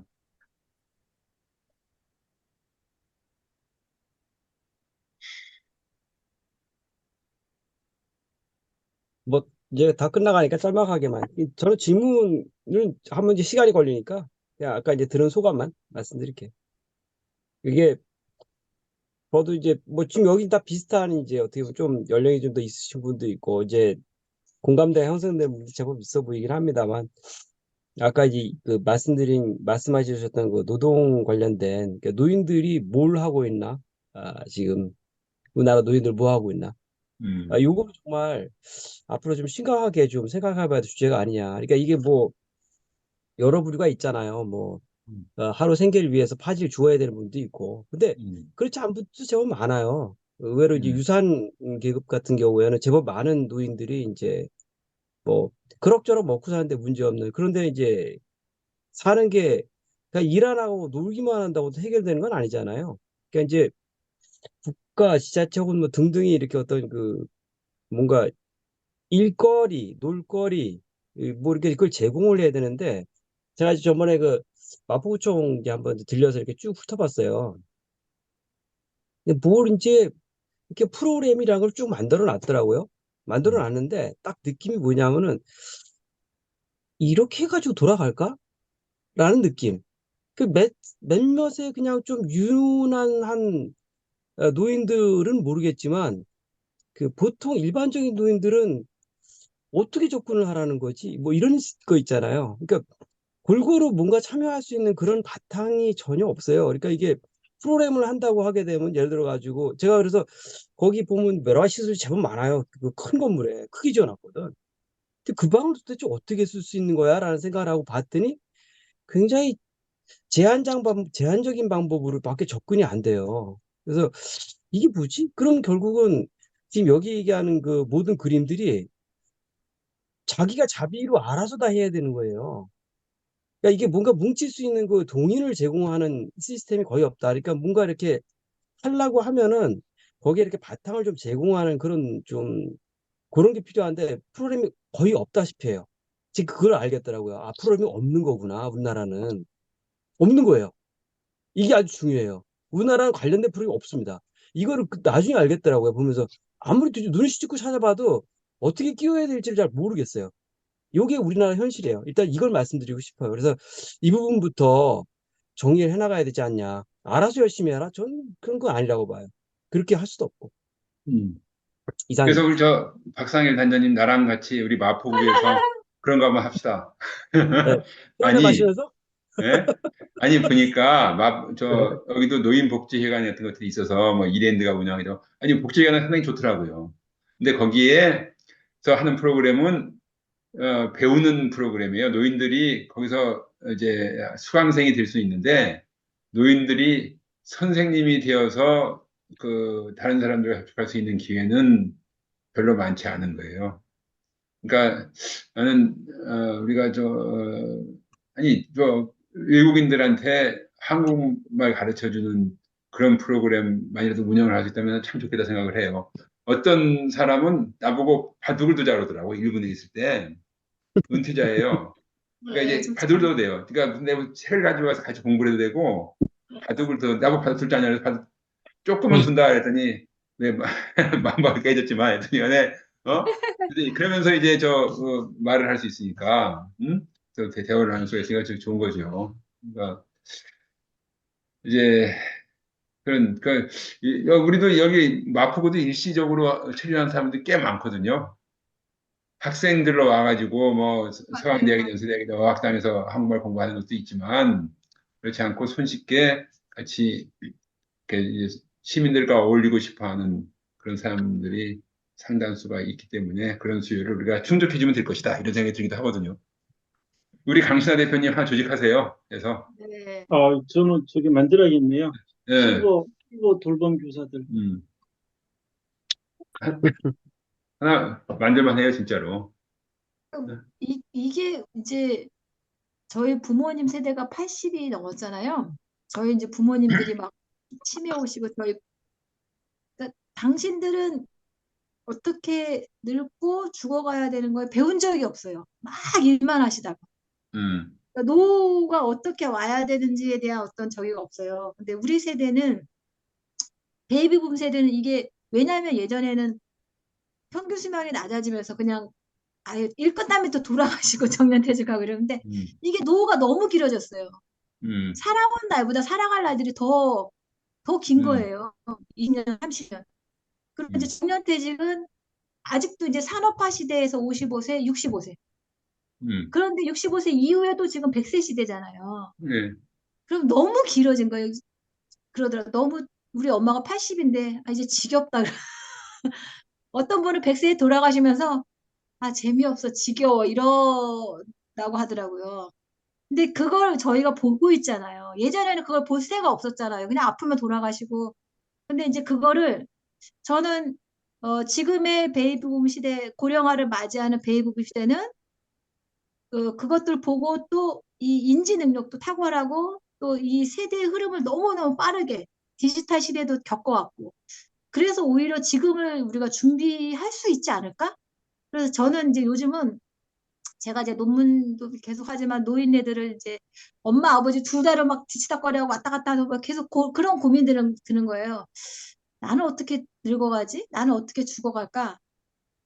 그러면은 산업사회 생산 시대를 살았던 우리 부모님 세대와 달리 이제 AI 시대를 겪고 저도 우리 대한민국이 너무 빠르잖아요. 일본은 그렇게 빠르지 않아요. 아직도 걔네는 펜글씨 쓰고 손글씨 쓰고 아직도 집 전화 놔두고 저도 맞아요. 이제 한국어 교실 갔을 때 그 일본 선생님이 저한테 일본어 수업 끝나고 뭘 가르쳐 주겠다고 집 주소를 알려달래서 집 주소는 왜요? 이메일도 아니고 집 주소를 알려줬더니 집에다가 편지로 문법을 막 알려주면서 편지를 쓴 거야. 그래서 뭐 이런 아니 뭐 편지를 우리는 연하장도 손편지 안 쓰는데 그 사람들은 손편지가 다 살아있어요. 맞아요. 글씨를 예쁘게 잘 써요, 또. 연하장을 다 손편지 써요. 붓글씨를 쓰고. 그러니까 오히려 일본은 되게 보수적이고 아직도 옛 것이 이게 속도가 의외로 음, 느려요. 근데 맞아요.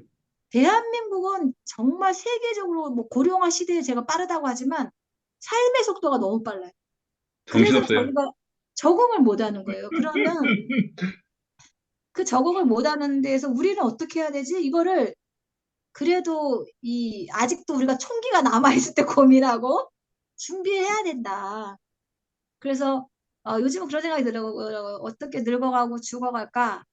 그러면 죽을 때까지 일하는 것이 돈 벌고 죽는 게 아니라 그 일한다라는 게 봉사와 헌신에 맞아요. 맞아요. 그리고 예. 삶의 보람을 끝까지 유지하는 것. 인간의 음, 존엄과 인간성을 유지하기 위해서 내가 어떻게 할까?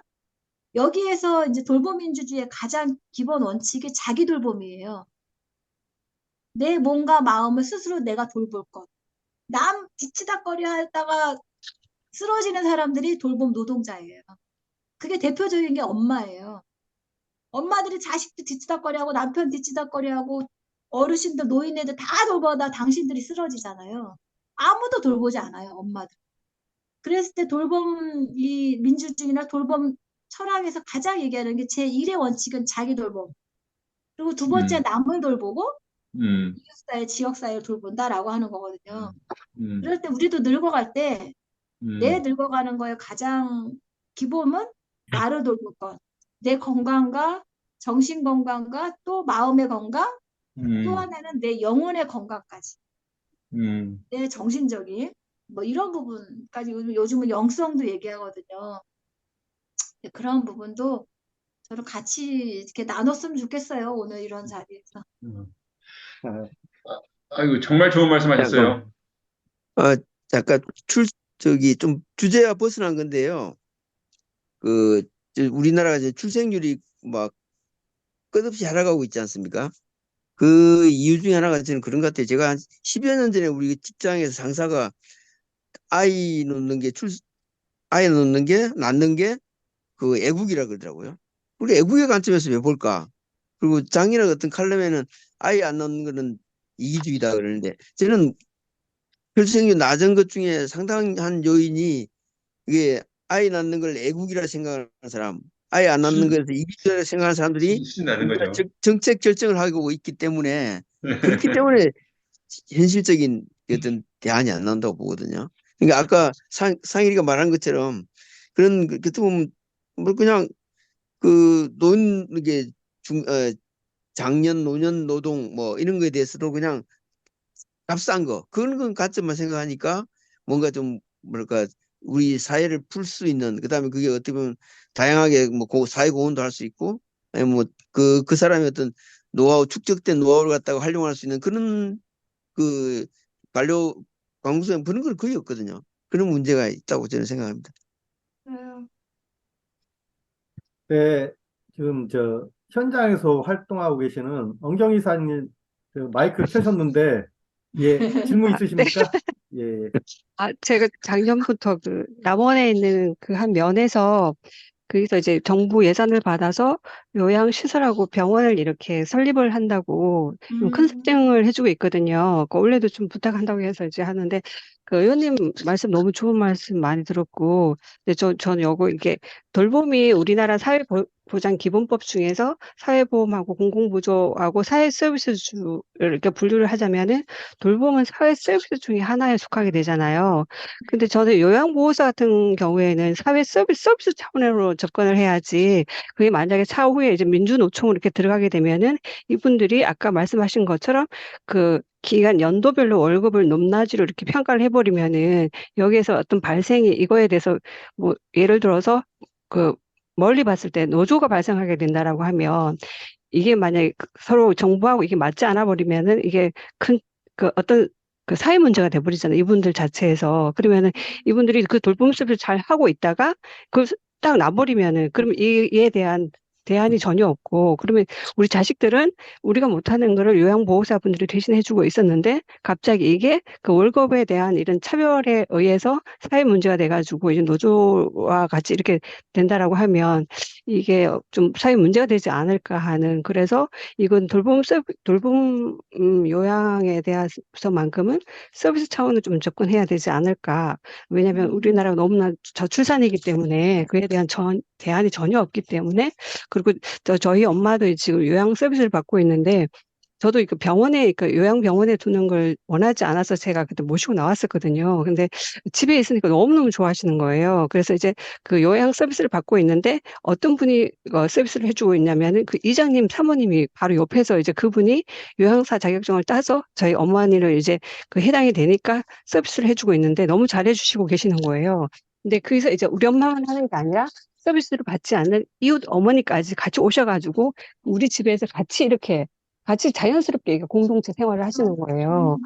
네, 그러니까 너무 좋으시고 좀 그런 게 또 있고, 그리고 또 아까 좀 치매 이런 것도 만약에 대규모로 하게 되면 더 좋겠지만 그 치매 오신 분들 같은 경우에는 그 치매가 오지 않은 그 순간에는 또 고향이라든가 자기 자식이라든가 이런 게 많이 있기 때문에 만약에 하게 된다라고 하면은 그 면단위 중심으로 이렇게 이어서 한다라고 하면 자기가 그 집에서 면도 왔다 갔다 했기 때문에 뭐 제가 시골을 많이 가본 바로는 비어 있는 건물이 너무 많아요. 그리고 주민센터가 주민들이 접근이 가능한 쪽으로 이렇게 해야 되는데 대부분이 고령사회에 있는데 그 어머니나 아버지들이 다리가 굉장히 안 좋단 말이에요. 대부분 뭐 휠체어나 이런 걸 타고 오시는데 그건 막 꼭대기에 접근하기 어려운 곳에 그러니까 택시나 승용차를 타고 가야 되는 그런 구석으로 이렇게 많이 새로 막 이렇게 시설을 해놓은 곳이 너무 많더라고요. 그래서 제가 보면서 이건 진짜 어떤 분이 어떻게 이렇게 접근을 했는지 모르겠지만 굉장히 큰 문제다. 차라리 제가 횡성이었는데 그 이장님은 서울에서 어디 그 대기업에서 일을 하시다가 퇴직하셔갖고 지방에 내려가서 이장을 하시는데 그분은 사업을 잘 따오시는 거예요. 근데 그 사업을 잘 따오는 것도 참 좋지만 예를 들어서 10억을 그 10억이라는 큰 돈을 땄어요. 그러면은 그 지역 주민들에 필요한 그 사업을 해야 되는데 큰 건물을 지어가지고 숙박업소도 하고 뭐도 하고 체육관도 만들고 하더라고요. 그거는 다 좋지만 차라리 그렇게 할 바에 그 건물을 진짜 어르신들이 이용할 수 있게끔 좀 돌봄 서비스가 필요할 수 있는 그런 공간을 만들다든가 좀 이렇게 했으면 또 시골 같은 경우에는 숲속 이렇게 길가도 너무 좋잖아요. 이렇게 자연 환경이 너무 좋기 때문에 이걸 아울러서 이렇게 하면은 정말 좋겠다라는 것과 그러니까 이게 이장님들의 역할이 굉장히 중요한 건데 그 이장님 역할을 잘 하시는 분들이 많기도 하지만 자기의 이익에 의해서 이렇게 좀 흘러가는 분들도 많이 있어서 좀 그런 게 좀 아쉽고 아까 다문화 같은 경우에는 그 어디지? 제가 최근에 갔었던 영양군 청기면 토굴이라는 곳인데 이제 여기에 보니까 이장님이 이제 그 한 50 다 되셔서 결혼했는데 다문화 가정이에요.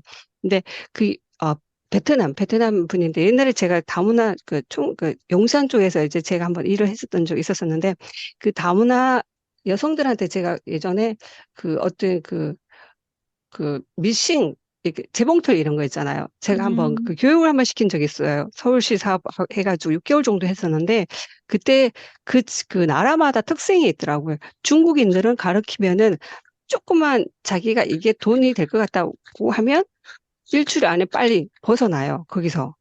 자기가 따로 가서 돈을 벌기 위해서. 근데 베트남 여성은 끝까지 이거를 교육을 받고 손도 우리나라하고 거의 비슷해요. 근데 이제 토구리 마을도 마찬가지더라고요. 그 이장님이 그 여성을 데리고 와서 결혼해서 아이를 낳았는데 이 이장님이 너무 훌륭한 분이다 보니까 안동에 있는 전문대학교를 보낸 거예요. 그래서 교육을 하고 있더라고요. 그래서 너무 제가 칭찬도 많이 해주고 이렇게 했는데 그 주변에 있는 다문화 가정의 여성들이 다 그런 건 아니고 대부분 우리나라에 오는 여성들이 학업이나 이런 게좀 많이 떨어져요. 지식이라든가 이런 수준이. 근데 문제가 뭐냐면은 공부를 가르치게 되면은 이 여성들이 없던 지식이 깨어나잖아요. 그러면은 그때부터 어떤 문제가 발생을 하냐면, 내 남편이 한국으로 시집 간다고 했을 때 그 나라에서는 굉장히 우리나라가 예전에 미국으로 시집을 간다라고 하면 미국이라는 나라가 굉장히 크게 봤듯이 여기도 그렇게 했는데 내가 공부를 하면서 머리에 지식이 들어가니까 우리 남편의 현재 있는 위치가 보이는 거예요. 그래서 거기서 이제 문제가 발생해가지고 그 서로 간에 부부 싸움도 하게 되고 뭐 그 자기 있었던 옛날 애인도 데리고 오게 되고 이렇게 해서 뭐 여기서 싸워서 이혼을 한다라든가 아무튼 사회 문제가 굉장히 많이 발생한다라고 얘기를 하더라고요. 그리고 또 하나는 그게 그 토굴이라는 곳은 지금 저출산으로 인해 가지고 소멸 지역이에요. 거기가. 근데 일손이 여기는 사과라든가 고추라든가 이런 농사를 많이 하는데 그렇게 이제 그 다문화 여성들이 옴으로 인해 가지고 그 주변에 이제 그 친척들, 가족들이 다 이렇게 오는 거예요. 이제 일자리 때문에 오는데 일은 너무 잘하신대요. 근데 월급도 우리 한국 수준만큼 주신다고 얘기를 해요. 근데 그 분들의 일손이 너무 좋아서 우리 한국 사람들하고 똑같고 일손을 너무 잘한다고 해가지고 그 기간이 끝나면 다시 갔다가 다시 오고 이렇게 하시더라고요. 그래서 이 부분은 굉장히 이렇게만 가도 괜찮지 않을까 이런 생각을 좀 하고 뭐 여러 가지 생각이 좀 있긴 했는데 오늘 여기까지만 하고 아무튼 자꾸 얘기하면 자꾸 나올 것 같아서 네, 좋은 아까 의원님 그 논문이 너무 좋은 것 같아서 좀 부럽다는 생각도 들고 저는 여러 가지 경황이 없어서 그렇게 쓰고 싶어도 못 쓰고 있고 막 그런데 그 논문이 너무 훌륭한 논문인 것 같아요. 그래서 아무튼 자, 경청을 예약 좀 했습니다. 받습니다. 네. 예? 네. 예약은 다음에 해갖고 저, 저도 지금 그때도 예전에 그 교수님하고 그 기차 안에서 잠깐 말씀을 나눴듯이 제가 윤석열 정부이든 야당이든 여당이든 상관없이 우리나라에 있는 그 마을 단위로 해서 이게 돌봄 서비스가 이루어지고 우리 부모님들이 저도 마찬가지잖아요. 여기 있다가 맞아요. 여기서 죽고 싶지. 그리고 저는 죽음에 대해서 자연스럽게 논의해야 된다고 생각을 해요.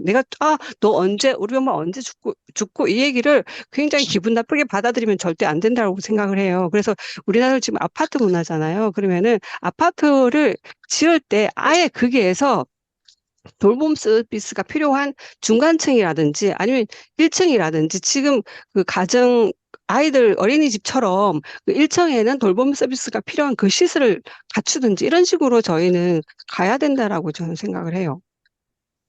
맞아요. 네. 주거 문화까지 나왔.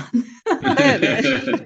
그 네. 아파트만 예, 계속 치는 게 아니라 좀 그렇게 좀 맞아요. 네. 갔으면, 네. 고령화 사회에서 또 사회적 패러다임이 바뀌면 그쵸. 주거나 문화나 복지 서비스도 다 바뀌어야죠. 그러니까 이 자본주의 생산 시대에서 이제는 뭐 돌봄 시대로 간다고 한다면 네, 네. 어떤 모든 게 바뀔 것 같아요. 어떤 음, 교육도, 주거도, 문화도 뭐 예, 이런 부분이 네, 맞습니다. 네, 그쵸. 네, 근데 이거는 뭐 모든 분들이 같이 이거 너나 할 것 없이 같이 이렇게 항상 의논하고 얘기해야 할 부분이라고 저는 음. 생각해요. 돌봄 민주주의가 진정한 민주주의 같아요. 네, 그럼요. 예. 아니, 민주주의는 또 분권이에요, 분권. 보면은. 예. 그러니까 이 네. 지방에서, 이 잉스터가 한 말이는 딱 맞는 것 같아요. 음, 예, 예. 그러니까, 예, 지방분권과 돌봄 민주주의는 예, 같이 예, 이게 결합되는 것 같아요. 예, 지방자치에서. 예. 그렇죠. 지역사회에서 지방 자치단체가 사실 중심이 돼서 이거 이끌고 가야 될 것 같은 생각이 들긴 해요. 그렇죠. 지금 고령화 사회는 더더욱 그렇죠. 네. 아이고, 참, 오늘 좋은 시간입니다. 네, 잘 시간이 들었습니다. 벌써 10시 40분이네요. 음. 예, 특별히 꼭 질문하고 싶으신 분 없으시죠? 예, 예. 그래서 잘 너무, 들었습니다. 예, 예, 좋은 강연이었고요. 제가 한 가지 어, 이번에, 우리 권기원 수석이 뭐 하실 말이 있는 것 같은데. 예, 공경 선생님 하실 말씀 예, 계십니까? 특별히 뭐 드릴 말씀은 없고 좋은 강연 잘 들었습니다. 그, 꼭 뭐, 예, 말씀드리라 그러면 그 AI 시대의 돌봄민주주의 이제 그런 것도 좀 있었는데 그 AI 기술이 많이 발전하면 돌봄에 관한 환경도 많이 바뀔 수 있는 것 같고 노인분들도 그 연세 드신 분들도 AI 그 디지털 리리터러시 이게 이제 문제인데 거기 잘 적응하고 하면 우리나라가 AI 기술을 엄청 빨리 발전시켜서 이제 챗GPT 등 그 초거대 AI가 그 전 국민 이제 연세 드신 분들한테 다 보급이 되면 또 로봇 서비스까지 그렇게 되면 돌봄 서비스도 훨씬 더 잘 될 수 있지 않나 그런 말씀을 드리고 싶습니다. 예. 네, 근데 로봇에 어, 의존하는 저 돌봄은 좀 슬픈 얘기가 될 것 같아요. 아, 좋은 거예요. 인간과 로봇이 이제 같이 움직여 줘야 되겠죠. 그렇죠. 이제 이게 AI 시대 챗GPT랑 그러니까 AI가 가져오는 어마어마한 일자리의 종말이 오거든요. 우리가 노동의 종말처럼. 그러면 이 생산 노동이나 이 단순 노동은 사실은 상당히 많이 사라집니다. 근데 사라질 수 없는 노동이 바로 돌봄 노동이라는 거예요. 그래서 예, 예. 저는 그 AI 이후로 소멸되는 직업들이 이 결국은 소멸될 수 없는 돌봄 노동에 대한 새로운 평가와 가치로 사실은 지속 가능한 사회를 만들어야 된다라고 얘기하는 거죠. 이것이 AI 있고 그래서 돌봄 로봇에서 로봇가 절대 못합니다. 대소변도 못 치우고요. 말벗도 안 되고요. 그리고 인간의 어떤 이런 정말 필요한 돌봄은 로봇이 대체 못해요. 뭐 센서 기능은 일부는 할 수 있지만 그거는 일본에서 어마어마하게 돈을 막 쏟아부어도 성공하지 못했어요. 그거는 그냥 산업계에서 하는 말이에요. 그래서 저는 그 패러다임은 AI와 그다음에 모든 기술 발전으로 인해서 일자리의 소멸은 단순 노동, 집약 사회가 결국 바뀐다라는 거예요. 그러면 이런 새로운 사회들은 결국 그러니까 로봇, 기계와 대체할 수 없는 인간의 노동, 감정 노동, 돌봄 노동은 결국 끝까지 남을 수밖에 없다. 이거에 대한 새로운 평가가 필요하다. 즉 생산 노동에서 재생산 노동, 그림자 음, 노동에 대한 재평가, 패러다임의 전환 음. 이런 거라는 거죠. 네, 이 정도로 하겠습니다. 네. 예, 예, 감사합니다. 예. 꼭꼭 예, 맞는 말씀 하시네요, 오늘은. 예, 이제, 더 하실 말씀은 이제 나머지 강연 끝나고 자유 시간에 네, 더 네, 네. 하시면 될 것 같아요. 다음에 너무 유익한 기회해 시간이었거든요. 주세요. 예, 그리고 한 가지 제가 또 법률 관련 문제에서 간병비 건강보험 급여화 문제가 있는데 윤석열 정부에서 간병비 시범사 예산 16억 원을 전액 삭감했더라고요. 그런 면에서 참 좀 차이가 있는 것 같아요, 이제. 그런데 이제 민주당에서 보건복지위원회 예산 소위원회에서 관련 예산을 80억 원으로 증액시키고 또 이제 건강보호 급여화를 그 건강보호법을 개정해서 의무화하기로 지금 법률안 제출했더라고요. 그래서 이제 그런 문제들은 우리 국회의원들 잘 뽑아가지고 정말 빨리 실행이 됐으면 좋겠습니다. 네. 네, 예, 정순 의원님 강연 너무 잘 들었고요. 다시 한번 박수로 한번 주시죠. 감사합니다. 아유. 예, 이상으로 고맙습니다. 2023년 1월 정규 강연을 마치도록 하겠습니다. 네.